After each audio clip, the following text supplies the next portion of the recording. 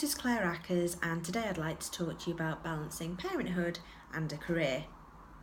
Those of you who know me know that I set up a DESE search whilst I was on maternity leave with my youngest son. Pre-kids, I was known to work between 60 and 70 hours a week.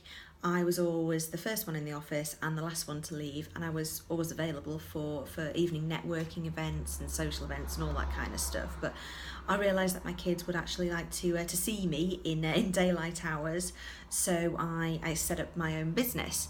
Now, those of you who have your own business will know that doesn't necessarily give you work-life balance, but by and large, we managed to juggle all the plates. We've got a pretty good mix going on.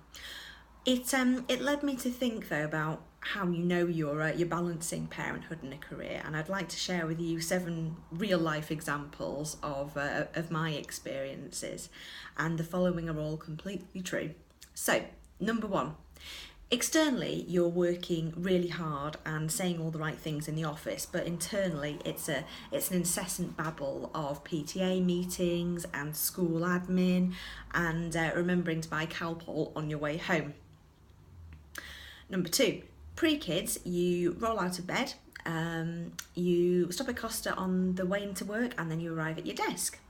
With kids, it's a 5 a.m. start. It's putting your makeup on whilst listening to reading homework, and then when you finally leave the house, it's another 5 trips into the house to get reading homework, communication book, class gerbil, class bear, and all those sorts of things really.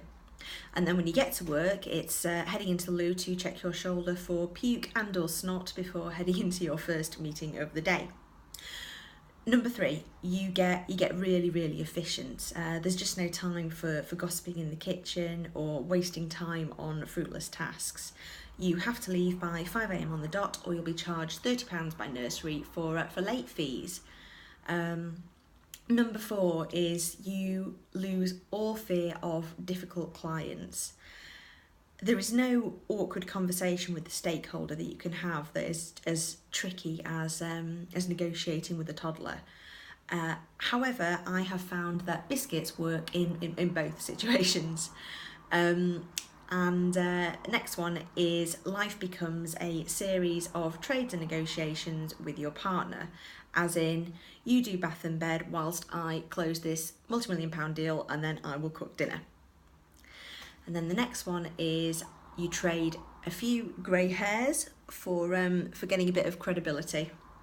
And then finally, number 7, your career perspective changes. Yes, you might put fewer hours in, but your motivation levels are out of this world really. So, have you got any similar war stories? We'd love to hear about your experiences. So just get in touch.